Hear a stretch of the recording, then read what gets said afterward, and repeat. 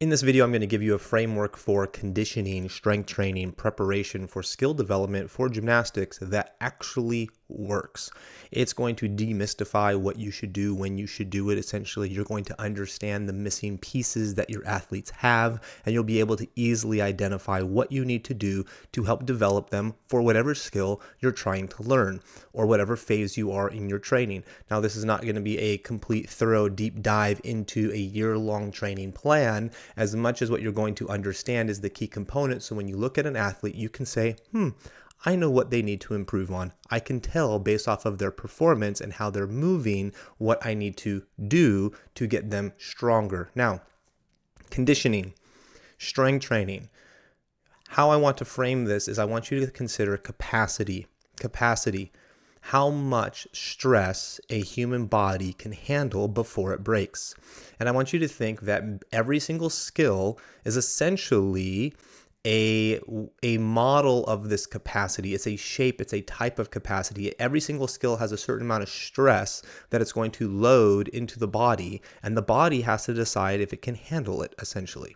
And so stress is a very important thing, concept to this topic and conversation. But what I'm going to do is I'm going to take you to a book that I found online. I'm going to show you where I got these ideas from, and then I'm going to show you how I apply them to gymnastics. Now, I think this is really cool. Like, this is a game changer. This was a game changer for me as a coach, because I could then look at an athlete and say, oh, you're missing this in your development. Oh, your capacity is not where it needs to be over here. Oh, I need to grow your capacity in this area. If you go into my video on mastering gymnastics, you're going to understand that there is this scalability and scope, this framework of ideas, these systems that scale properly with you no matter where you go. And so what we're going to learn is something that is applicable to every skill, every conditioning exercise you do, even if you're developing routines, any phase you are in any part of your training, this scales into. And so when you understand what I'm about to tell you, you're just going to walk in a lot smarter into every single situation, and the light bulbs are going to go off on why you're doing what you're doing, and you will stop doing aimless, meaningless, weird stuff, not actually knowing if it's going to work. Huck and chuck, hope and pray, maybe someday my conditioning will actually pay off, which it never seems to, because my athletes still don't have a flat split jump, and I don't know why. This is going to take away all the mystery. And it's going to make gymnastics rather boring, actually, because you're going to be smart and you're going to be like, oh, I get it. It's not complicated. So that's enough of that. I'm going to try to make this a really, really short video. So we're going to blast through it, okay?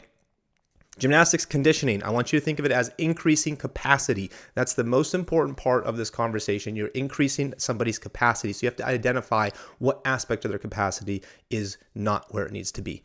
Okay, these ideas come out of this awesome book, Triphasic Training, written by Carl Dietz and Ben Peterson. And just throwing this into, what is this book? The triphasic undulating block model can be applied to any athlete at any time during his training cycle and achieve the same results: improvements in power, rate of force development, and neuromuscular coordination.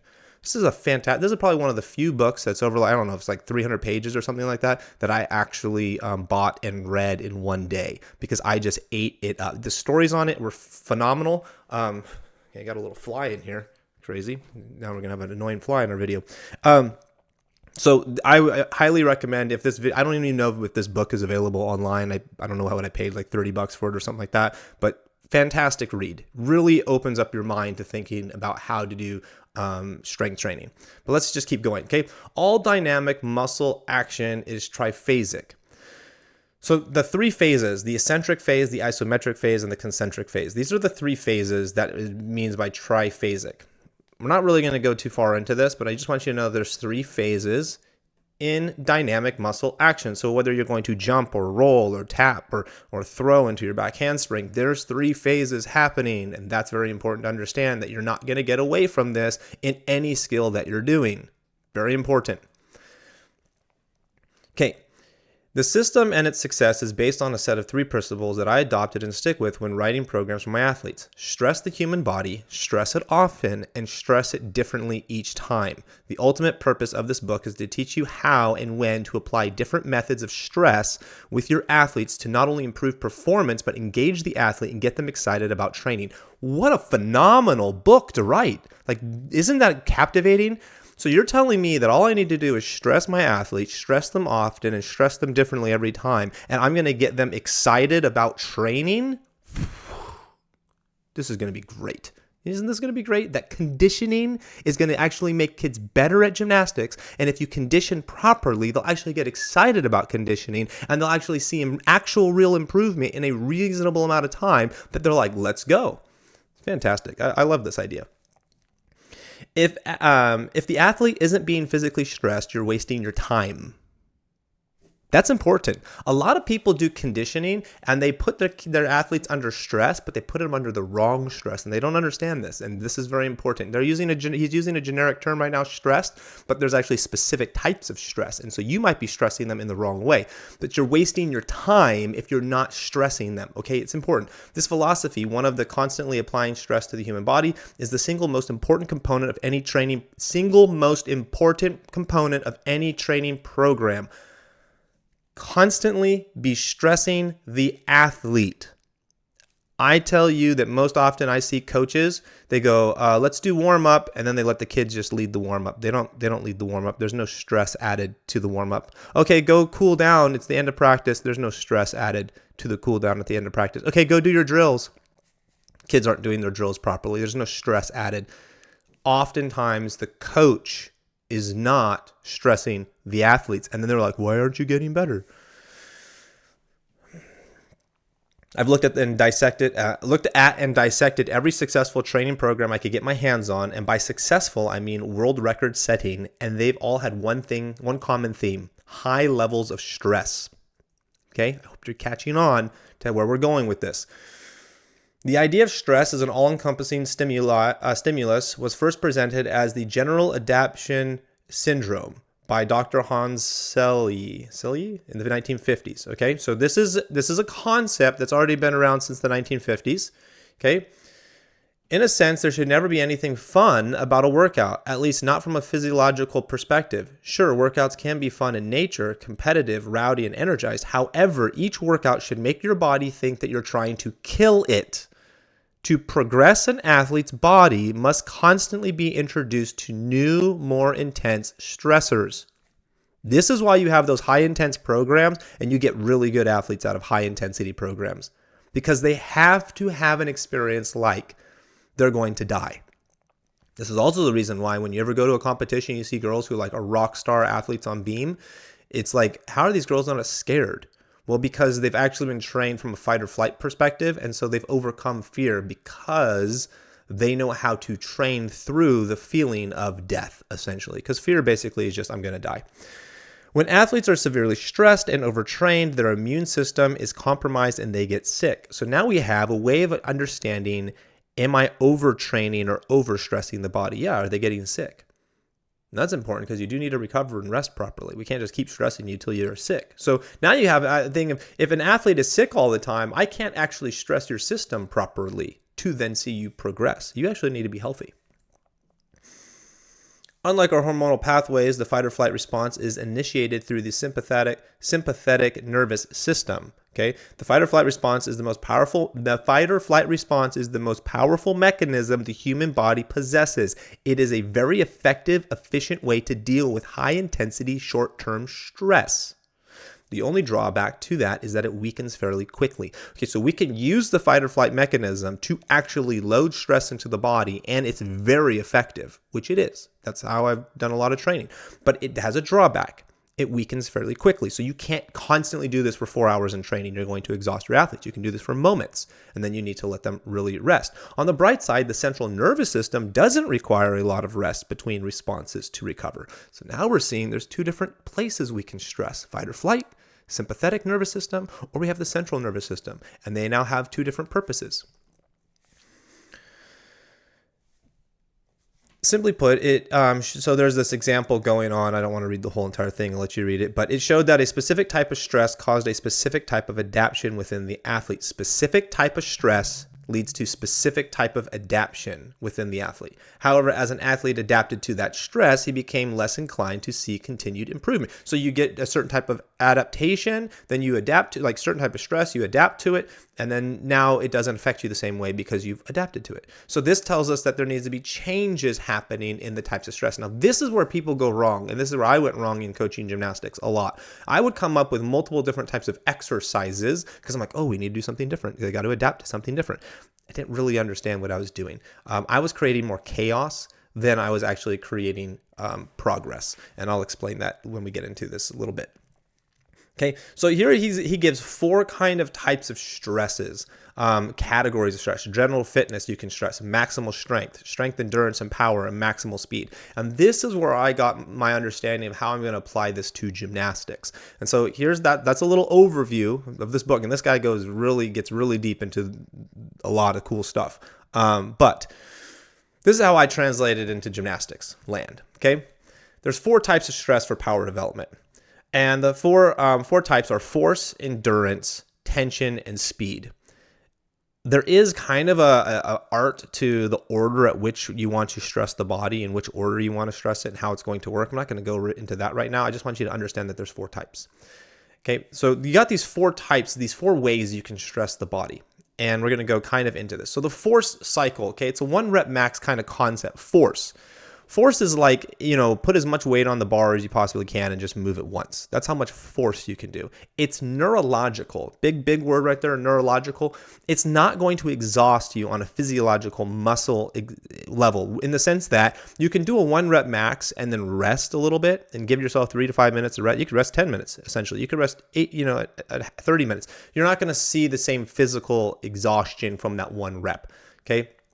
You will be able to recover from it. And so it's neurological. It's responding to how well can your nervous system recruit the muscle fibers to move the weight, the load that you're doing. Now, the force cycle, there is a cycle. There's an eccentric phase, there's tension, and there's a concentric phase. You might hear stretch happen. So you might there's the stretch phase where the muscle stretches a little bit from the transition.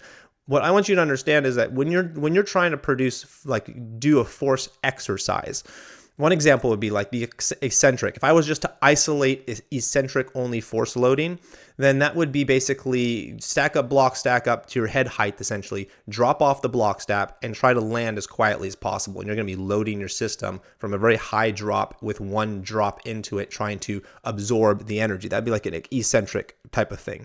Tension is showing up in the force cycle because there's a change of direction. And so if I'm like, let's just say I'm doing I'm at chin up at the bar. So my chin's at the bar and I'm lowering myself down.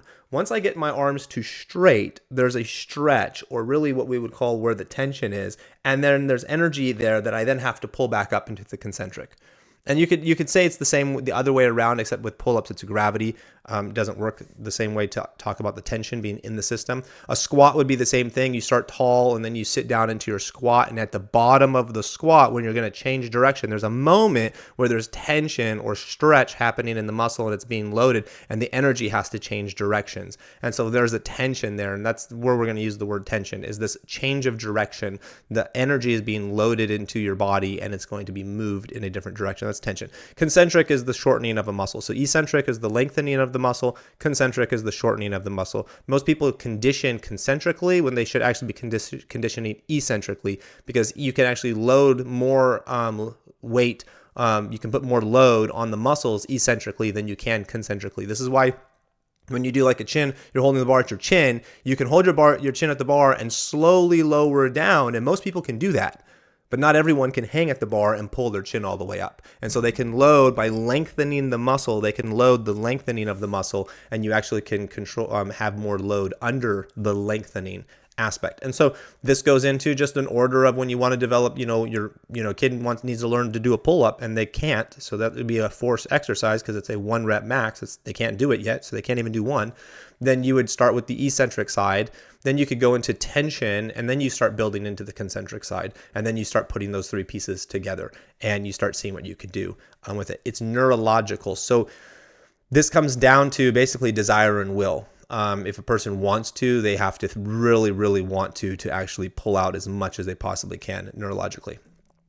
Endurance is a go to failure type of conversation. This is, you just do as many pull-ups as you can until you can't do pull-ups anymore. And you just, you increase reps, you increase sets, you increase time. So it's not so much about resting till full recovery. It's about going while you're still tired and still going while you're still tired and still going while you're still tired. And so this is huge because a lot of kids don't actually do enough endurance for the events that they're training on. They don't actually do enough bars to actually do a bar routine. Most kids do like one skill, hop off the bar, do another one skill, hop off the bar. They never actually get endurance built where they're just like skill. Or they might not go to floor and do like mat pushes down the floor and then go do their tumbling pass and then go mat push down the floor again and then go do tumbling pass. And now they're building endurance and they're increasing their capacity of endurance. So we can increase our capacity of generating force. We can increase our capacity of generating endurance and getting there. And so that's what you'd have. And it's physiological. Endurance is going to tire out your muscles and it's going to tire out your body. You're going to be breathing heavy. You're like, oh, I can't do this anymore. And it's going to take a long time to recover because you're exhausting the system. And so you can't just go like, hey, let's go do 10 minutes of endurance and then think you're going to magically produce force. Because if you've physiologically exhausted your muscles, how is your brain, your neurological system going to use those muscles then to produce force? And this is what oftentimes happens is kids will get exhausted because someone will be like, oh, let's just go until we die, essentially, and we'll go to a failure. And then, oh, quick, now go do this really difficult thing. Well, you can't. And so this brings into the conversation is if you're going to stress a system, you have to understand how it has a negative on the other systems that you're going to try to stress. I cannot stress endurance first thinking I'm going to get benefits out of force. If I'm going to go to endurance, I'm probably going to start with force first, do force, and then I'll do endurance after that. But I can't go the other way around because my force is not going to be able to use the muscles. They're exhausted. So it's not going to have the same benefit. Someone says, oh, well, let's exhaust the system first and then the force has to then try even harder. No, because force is neurological. So my nervous system, if it cannot recruit muscle fiber, it can't do anything. So I am actually not activating my neurological system because it can't even do anything because the muscles aren't working like they should. So this comes into understanding how these systems are fighting each other. Tension. This is the goal of tension is just to fatigue muscle fibers. Now, what I think I was in this book that I learned this. It could be someplace else, but essentially what happens is when you're, working out, producing power, endurance, force, whatever you're doing, at some point the muscle fibers at this very small level are going to fatigue. And so your brain is going to say, oh, I need to recruit more muscle fibers because you're not actually using all your muscle fibers when you move a load. So it doesn't matter. Let's just say we're doing a bench press or something. We're laying on our back. We're pushing weight up as hard as we possibly can. As you're pushing weight up as hard as you possibly can, you're getting tired and your muscle fibers are fatiguing. Your brain is recruiting other muscle fibers to keep going. And so you might get like this like you get stuck. You're like, oh, I can't do it. And then it's like, okay, no, just keep pushing. So you have to recruit more and more muscle fibers. The muscles that get used first are typically the biggest muscles. The littlest muscles do not get used first. Use the biggest muscles first. And then those muscle fibers, as they fatigue, you recruit more and more muscle fibers. This is very important in understanding because when it comes to neurological force generation, it's actually reflective on it. It's like a mirror of your ability to recruit as many muscle fibers as possible in one moment in time. So if you think about like, do I need to get more muscle fibers? No, you actually need to recruit more muscle fibers to get stronger. So it's not so much that that's why power lifters don't have to look like bodybuilders. They don't actually have to have more muscle than bodybuilders to push heavy weight. They actually have to recruit more muscle fibers to push heavy weight. And that's the reason why bodybuilders are trying to grow and expand their muscle fibers.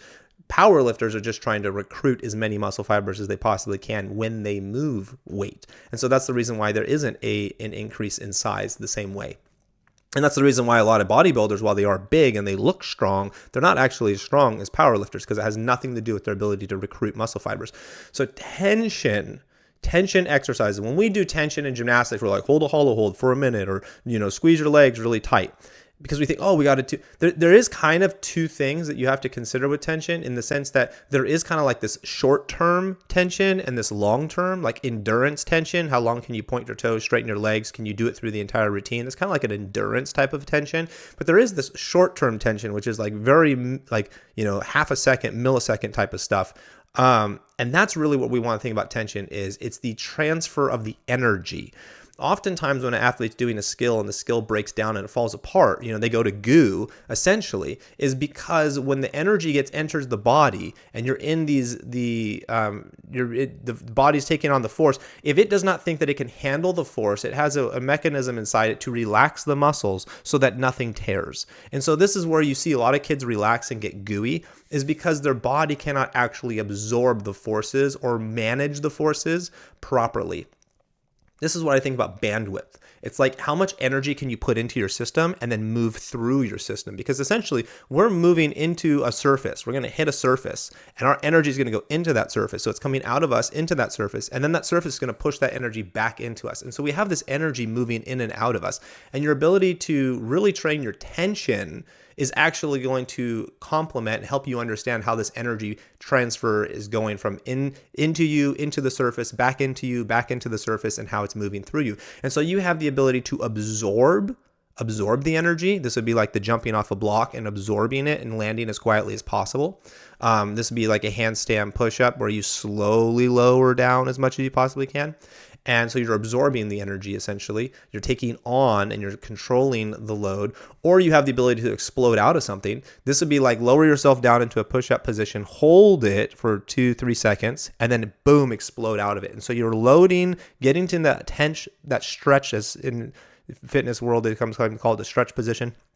You're stretched, and then you explode out of the stretch. And so then that would be a way of training the tension for exploding. But what I really like to think about tension, the most useful, I think, is getting to the shake. And I think it was in this book that they explained this, is that when you are shaking, it's actually like if you're holding a position and your body's like shake, shake, shake, shake, shake, it's actually showing that some of your muscle fibers are fatiguing, and it's trying to recruit other muscle fibers to keep going. Like, you want to stay in the shake as long as you possibly can. And so oftentimes kids will do like some sort of tension thing, and then when a person shakes, we think, oh, we got to stop. But really, you want to get them to the shake and then let them shake as much. Like, do a chin hold, stay on the bar, and ask kids to get there as long as they possibly can, and see them start shaking. They're like, oh, I can't do it. And just be like, you got to stay in that shake. Get in that and do not come out of it, because that's actually muscle fibers fatiguing, and muscle fibers having to be recruited. And now you're actually getting into your ability to pull in as many muscle fibers as possible.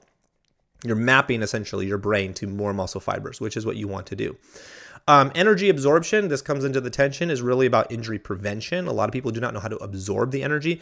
I don't know what article I read this on, but you can go look this up on running. It was something about like hamstring tears, and they wanted to know, why do people's hamstrings tear in running, and why is it so common? And they thought that the hamstring tear was coming from the concentric action of the shortening of the muscle, but actually hamstring tear was coming from the eccentric, the lengthening of the muscle. And it was more so that the leg was moving so fast that the muscle couldn't lengthen fast enough. And so it's like the muscle couldn't relax fast enough for the speed. And so there was still tension in the system. And so then it would tear. Your ability to move the tension that's in your body, that energy, that stress, it's like compressing a spring, right? Your ability to load and compress that spring and handle it, and your ability to explode and let the spring expand and release the energy, is going to have a lot to do with your injury prevention. That's where absorbing energy, landing quietly, anything that you're doing with absorbing energy and doing the absorption properly is what I think about, is how you're not going to get this jolt of energy that your muscles can't lengthen properly while the energy is being released. Oftentimes, exploding energy is not the problem. It's not where the injury comes from. It comes from, how do we absorb? You're going to back handspring, and we're bending our elbows and hitting the beam really hard on our wrist, pow, pow, pow, and we're not able to absorb the energy properly, so that it becomes a stiff, hard, heavy hitting thing. And that becomes, to me, goes back into how we think about tension and our ability to manage energy.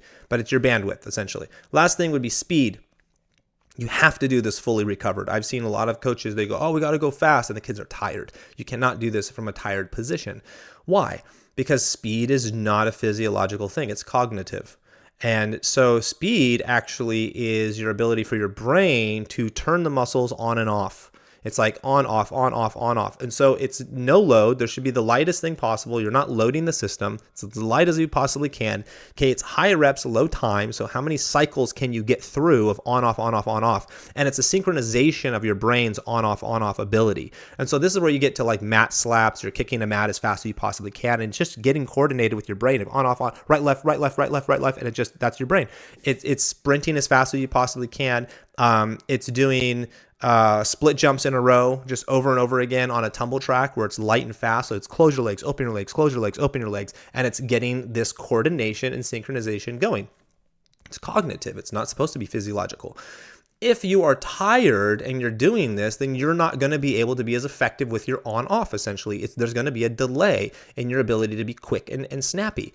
So you don't want to be tired. You want to make it so that you're not tired. So this is, speed is something that you might do. I mean, think about sprinters. How fast is the fastest sprint? It's 10 seconds. Like the Olympic sprinters are trying to get to sub 10-second runs. So if we think about what's speed, well, it's like things that are 10 seconds, not 30, not a minute. It's like 10 seconds. And maybe it's like 20 seconds. If you were to double the length and sprint the 200 type of thing, maybe it's like 20 seconds. That's really where speed is trying to go. How fast can you go in this short period of time? Because it's more about on-off and it's not about fatigue. Okay, so those are the four types of stresses. I'm going to either stress the system with force generation, stress it with endurance, okay, volume, stress it with tension holding, or stress it with speed. Now I just go look at an athlete and I can tell you exactly where they're missing something. That athlete can't cast a handstand. Well, they don't know how to generate the force necessary. If they can't generate the force necessary, the question I would ask myself is, do they even have the endurance and the volume under their belt to then improve the force? Because when you increase your endurance, your force load will also automatically increase to some level. And so what you want to do is increase your volume. This comes into weightlifting and understanding how to increase your 1 rep max. If you want to increase your 1 rep max, you increase your 8 reps, then you increase your 6 reps, then you increase your 4 reps, then you increase your 3 reps, and then it converts into a 1 rep max that increases. And so it's the same thing. How can they, if I can't cast a handstand, then the question is, well, can I cast a 45? And if I can, how many times can I cast a 45? Because oftentimes an athlete can't cast a 45 3, 4, 5, 6, 7, 8, 9, 10 times in a row. If they can cast a 45 10 times in a row, more than likely they're going to be able to cast a handstand. But oftentimes it's not the case. So an athlete doesn't even cast a horizontal 10 times in a row, 20 times in a row, and so then they struggle to cast a 45. Get the endurance and the volume you need before you start chasing the force production. Tension. Well, how am I supposed to produce the force if I don't even have the tension ability? I go into my kip and I get on top of the bar into the support position, and I don't even have the tension still from the kip to then use to translate into my cast a handstand. Well, what am I going to do with that? So now all of a sudden, you're not able to take the energy from your kip and translate it into your cast a handstand because you relax and you lose the tension or the ability to maintain that energy and pass it through your body properly because you throw your ribs out, bend your elbows, and boom, you lost the energy. It's gone. And now you've got to try to create more energy, but you didn't get to build off of the energy you created. This is like the kid doing multiple back handsprings and it's the same speed, back handspring, and it's just the same speed. It doesn't accelerate, doesn't increase in momentum. What are they doing? They don't have any tension in the system. They're not able to continue that tension. They don't understand. And so what does that mean? That means that I need to get an athlete to understand how to keep tension in the system and actually how to use it properly. This might be throwing a back handspring as fast as I possibly can so I can feel more tension happening through the system. There's lots of different ways about this. One thing that is interesting, and I'll point this out because oftentimes you'll hear coaches be like, point your toes, straighten your legs, get tighter, common word, right? Get tighter, tighten up. And one thing I identified is to actually go faster, you have to tighten up. Like tension, like speed, the faster you go, the more tense you become. And so and that will shorten actually your oscillation, the more tense you become. So the oscillation cannot be as big because you're getting really small and tight because everything's tightening up, but the oscillation gets much faster. And so oftentimes if I ask an athlete just to go faster, I will get more tension out of them essentially in one regard. And that's the explosive type of tension where we're loading the system and exploding out of it, and we're staying tight through that explosion. So that's the way I can leverage speed into that tension. If I have a pointed toe problem, a straight leg problem, kids are doing split jumps and they're bending their knees. Well, we got to put some loop bungees around their legs. We got to separate those legs. So the loop bungees around the legs, we separate the legs. Now they got to squeeze their knees as tight as they possibly can while they're loading the system as hard as they possibly can. And they got to get really, really comfortable of just doing that on an unconscious level so it becomes so simple. And so it's like we're going to hold that and get that tension load. And then we're going to go into split jumps on the tumble track and we're going to go for speed. And then we're going to go back in tension load. And then we're going to go back to speed. And we're going to oscillate between those two things because we can recover from tension a lot easier than we can from like an endurance type of thing. And then we can oscillate through speed. And so we're going to figure out how we're going to load and stress the system to straighten the legs. But even then, if you watched my video on mastering gymnastics, even if I were to load the legs with the loop bungee and have straight knees, it doesn't mean it's going to instantly cross over to a split jump. But what I did find and discover is that there is a correlation with the stress does cross over to stress. So the more I stress a system, like if I think of like stress like a bubble, and the more I stress the system, okay, when I take that stressed system and I put it into another position that requires less stress, I found that there is a natural correlation. So in this regard, it'd be like pointed toes. If I can stress pointed toes and I can increase that stress bubble of pointed toes, and I don't know everything you'd be doing with pointing your toes, but I load how much stress the body has received on pointed toes. When I take that and I cross it over to something like jumping, it's far easier for the brain to just naturally point the toes because the level of stress put in the system is so far less that the automatic response and reflex is just going to happen. So oftentimes I find that when athletes don't straighten their legs or they don't point their toes and they don't do the details, it's because they haven't had enough volume of stress put into the system on those details, that it doesn't cross over as a reflex. It needs to be, anything you're stressing the system in needs to turn into an automatic response, a reflex. It needs to become unconscious. It starts conscious and it needs to be unconscious. And so endurance is a way of basically mapping that stress into your system to then eventually turn it into an unconscious response. And so that's where endurance can be very, very helpful. If there's a moment in time you need some sort of unconscious response to happen, this would be like tapping properly in a giant. Okay, so the kid, tapping early or tapping late and they're off their timing. Well, you're sitting there like, oh, tap earlier or tap later. It's like, that's not actually what they need. They need to go in a strap bar and they need to put way more volume in tapping, just literally tapping into their giants on a strap bar and get such high volume of that tap so that when you go back onto the real bar to teach giants, it's really a non-issue. It becomes a nothing burger at that point. This also goes into the reason why girls do not tap in their flyaways. It's so common that they don't. I mean, they have a low bar and they learn to not, tap. But this becomes because a lot of girls, they go into flyaways first before they go into giants. And so because they do that, they get away with not having to tap. And so they can do a flyaway without having to tap, especially a tucked flyaway.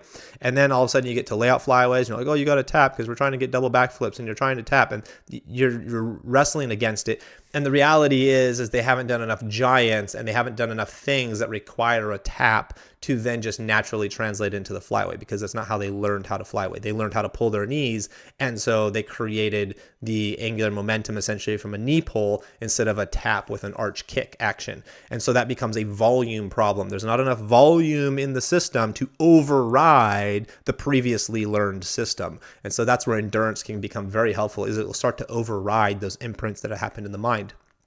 This is the reason why I say there's no such thing as a good habit or a bad habit, because it all just comes down to the reps and the numbers you put in and how you stress the system, because you're going to adapt to how you stress the system. So if I want you to change a habit, all I need to do is stress your system enough towards the habit that I want you to transform into.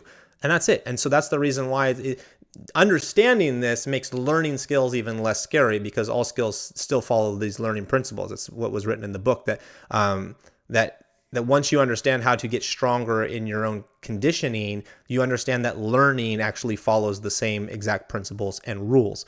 And this goes into, there's some skills that are more force specific type of skills. There's some skills that require more endurance. There's some skills that require more speed. There's some skills that require more tension. And so you can also understand then, once I understand how to train speed, tension, force, how you need to combine those things. Maybe don't, if you're going to throw double backflips on the floor, maybe don't start with all your leaps, dance, turn stuff, because you're just going to exhaust the system. They're not going to have the energy they need. So maybe start with double backflips on the floor, get them to get through the force and the high intensity type of stuff where they're going to need high rest recovery, and then go into the stuff that's going to be more endurance driven, or then go into the stuff that's going to be more tension driven. I would likely go into speed first, because I know one aspect you can use this to prime. If I wanted someone to go faster, let's say I'm doing double layouts off the tumble track, and I need them to use their speed, while double layouts off the tumble track is going to be kind of more like a force-driven skill, I'm going to work on back whips down the tumble track and increase the speed. This way I'm going to prime the nervous system to say, this is how fast I want you to move, but we're going to still have lots of rest and recovery in between, so that we're not exhausting physiologically, but we are going really, really fast for a few seconds, and then we're resting and recovering, and then going really, really fast for a few seconds, resting and recovering. So then I can translate that into double layouts when I want to. And so I might use speed to prime what I'm trying to do with the force. There might be something there. So these are all things. If your muscles are exhausted and tired and you try to go fast, then that means that they're not going to relax as quickly either. So because they're not going to respond as quickly. So as your brain's turning on and off muscles, that turns into another detriment factor of, if you're doing fast stuff while tired and it's supposed to be fast, you're going to run into a compromise and possibly get injured, because the way the muscles need to operate.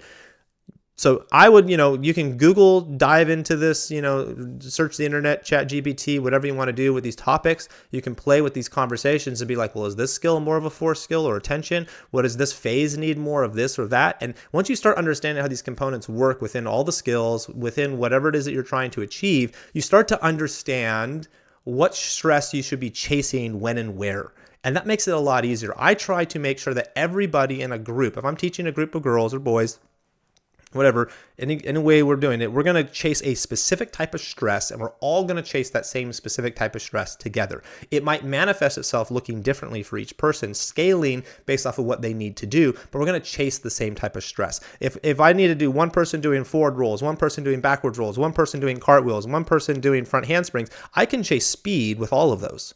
We can work on fast with all of those things. So we can chase speed, but we can use different mechanisms to get the speed. Last point, and then we'll end this video. One mistake I used to make is I used to try to come up with a bunch of different types of exercises. What I realized is it takes about like a week for an athlete to really learn the exercise before they can actually perform the exercise. And every time I was introducing a new exercise, we were never getting anywhere, because they were always spending more time learning the exercise, never actually got good enough at it. The variety you need is not the exercises.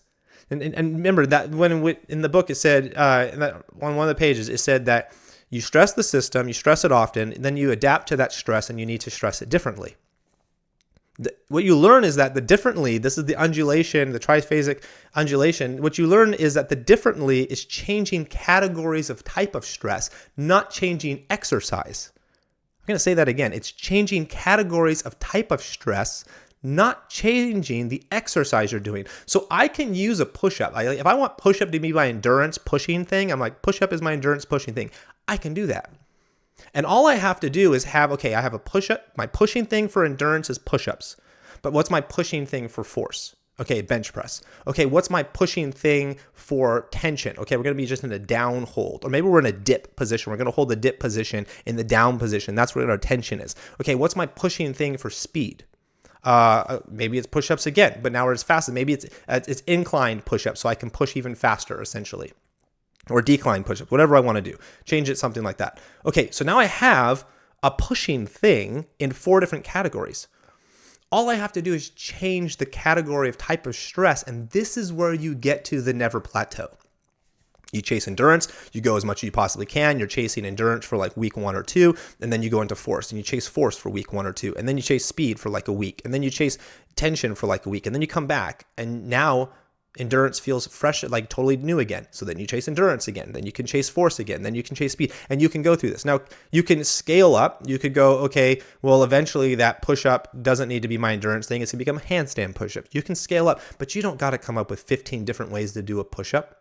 You just need to understand that you need to stress in the category, stress for endurance, stress for force. Now, over in the gymnastics world and how I applied this is what I discovered. Two things to take away. And Raleigh, how am I going to apply this in an assignments type of concept? It takes 2 weeks to basically see improvement. So that's what I basically found. It doesn't matter if you're chasing force, speed, endurance, tension. It takes 2 weeks to see improvement. Do the same exercises for 2 weeks in a row. Okay, so 2 weeks of the same exercises in a row, you should see improvement. Alternate through 2 different types of categories every other week that complement each other, and you will see also significant growth in that way. So how I like to do it is I might have a week of endurance, then a week of force, then a week of endurance, then a week of force. And then I'm oscillating through those 2. And I will actually see even more improvement in those ways because they complement. Maybe I might do endurance and speed.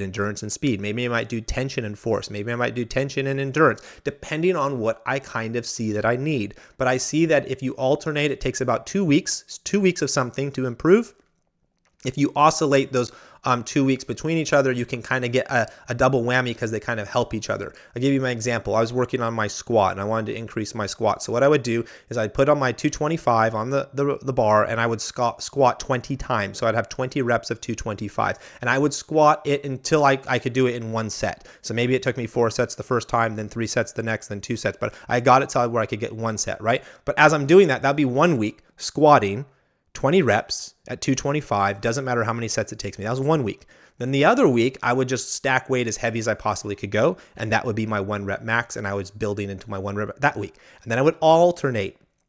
And what I found is they complemented each other really nicely, and to the point that I really never plateaued in the sense that I struggled with increasing my 1 rep max or increasing the weight that I could then squat. It kind of just keeps going because it's giving yourself a break on one side of the stressor and it's pushing the stress on the other side of the system. And it goes, it's not that I was like increasing, exponentially like 50 pounds every single week, but you could see this nice stable increase happening while the system is being rested in one way because you're stressing it in another way. And then now that's being rested and you're stressing it and it kind of goes.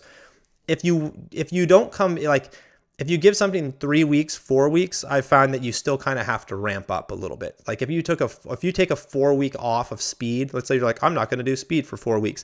You're going to kind of have to ramp up into it before you can get to where you want it to be. It might take 2 weeks. It might take 3 weeks to ramp up into full speed. Speed is something you can train every single week. And you should train every single week. It's a once a week type of thing. It does not have to be every single type of body movement, but it should just be you're doing sprinting as fast as you possibly can once a week or split jumps as fast as you can once a week. But there should be some aspect of speed happening on a weekly basis.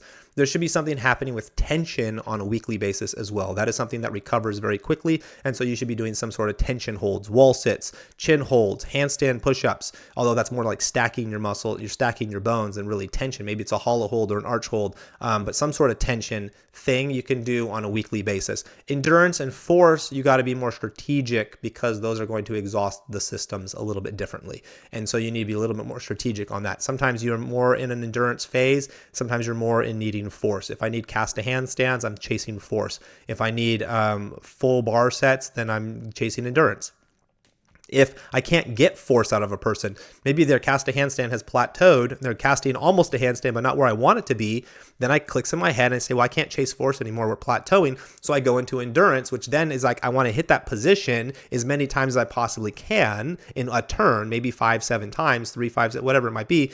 And then we're going to build that for a couple weeks. And then we'll go back into trying to get cast to handstands. And all of a sudden, magically, they can cast a handstand. And so we're oscillating between those things because I'm seeing where I'm getting stuck. Oh, force isn't working anymore. Go back to endurance. Oh, endurance is where it needs, like we've pushed ourselves to endurance to a point where it's, we don't need to go 50 casts in a row type of thing. So how do we get back to force then? And we're just oscillating between those things. Oh, my force is having a problem, side station drill, it's going to be tension driven, and I'm going to make sure that they're using that tension properly, and then I'm going to have them try to apply it into the force exercise that we're doing. And so this is where you start to get to the art of coaching, and how all these puzzle pieces work. This is why I say that drills, in some of my videos I get so hard on drills, and I say, drills are stupid.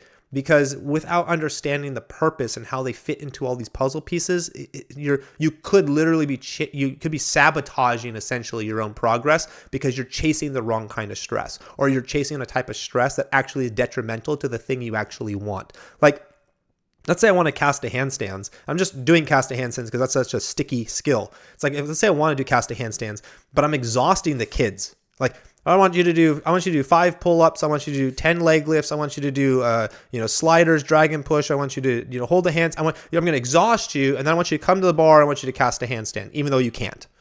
Like, all of that stress is actually counterproductive for the person putting in max effort and energy on a neurological level, because you just exhausted the system and now they don't have anything to give. And then you're like, nobody's standing in line. Everybody go, keep moving. If you need something neurological, you need to rest. You need to be chill. You need to come back to a resting heart rate. You need to be able to breathe normally so that you can give it everything you got. So there is this balance of understanding, am I chasing the neurological or am I chasing the physiological? Am I chasing the coordinative, cognitive on-off switches, or am I chasing the muscle fiber recruitment? And you need to understand how these are fighting each other, and you can't do all of them simultaneously. And what you'll find in this book is it's like you should not train speed, force, endurance, and tension simultaneously at the same time. Like, here we're going to do a circuit, we're going to do all 4 of these, and we're going to do them simultaneously at the same time. You won't get the result because they all compromise each other. And so this is where you go, like a crazy person. You're like, man, I'm doing all the drills. I'm putting in all the exercises. I got it. And nothing's happening. My athletes are plateauing. They don't get better. I don't understand. They're like, add more, add more, add more. Well, if you only did this thing, No, you need to understand how the puzzle pieces fit. And you need to understand how you can't do everything at the same time. And you need to stack your puzzle pieces properly. And you need to actually know what you're chasing. You need to be chasing the proper type of stress that directly correlates to whatever it is you're trying to achieve. And when you understand that, and you understand the cycles, the rest periods, the undulation, essentially, what you find in the book, then all of a sudden it starts to click and make sense, where this really doesn't become about a plateau anymore. This doesn't become a mystery. It just all of a sudden you're like, oh, I get it now. I understand. If you made it this far in this video, which is 46 minutes long, still way too long than it needs to be, but I get excited. I'm sorry. I get excited about this stuff, guys. Leave a comment. Let me know what you liked about this video. Ask questions about how this applies to your conditioning or your program. Raleigh, we're doing this drill. Would it be a force thing or a tension? What should I be chasing over here? My athlete's struggling in this area. Where would they need to have? When you get this concept that these 4 types of stressors, I don't even know what we should categorize them as, but they go with you wherever you go as a person. It does not matter what skill you do, what event you do, they go with you. And so that makes them scalable, but they have their own scope, right? The scope of force is different than the scope of endurance, which is different than the scope is. So that's scalable. I take it with me wherever I go. And that's my capacity. The capacity is all of those things working together is my capacity, how well they all work together to produce power. And they go wherever I go, so that's scalable, but they have their own level of scope. And so again, it goes back into that mastering gymnastics. When you understand that, you stop chasing skills and you start chasing scalability and scope, and you start going, okay, what is the scope that I need to focus on, and how does this scale in everything? We're not doing, if you think gymnastics is about skills, you will always be wrong, and you will always struggle, because it's not about skills. It's about human development, and it's about finding scalability and scope and pushing it through.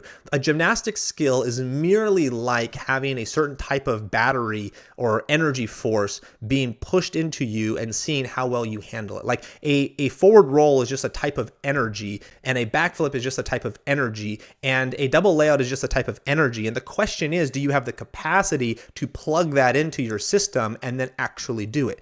Now, most people actually have more capacity than they realize. This becomes a belief system, but the issue falls in line is oftentimes they're just missing a couple pieces. Like they might have 3/4 of the capacity, they're just missing 1/4, but no one's training that or developing it because they don't know. And so then they just neglect it for months and months and months, and then the kid's always struggling, and then time goes on, they go, oh, I just want to quit gymnastics. And it's like, man, if you just developed your speed, you would have been fine. You weren't that off. Like, you weren't that far off from getting the skill. You just lacked speed, or like you just lack tension, or you just lack force generation, but you're like 92% there. This comes now, you can unlock preventing kids from quitting. This is my passion. My heart is, I do not want coaches to quit because of burnout. I do not want kids to quit because of burnout. I don't want parents to be frustrated because when their kids are burnt out, they get frustrated. I want people to understand this is not some sort of mystery secret. How does this happen? It's magic. No, it's not. It's really not. We need to understand the puzzle pieces, make the puzzle pieces work. And then it's beautiful. It happens at a natural speed and pace.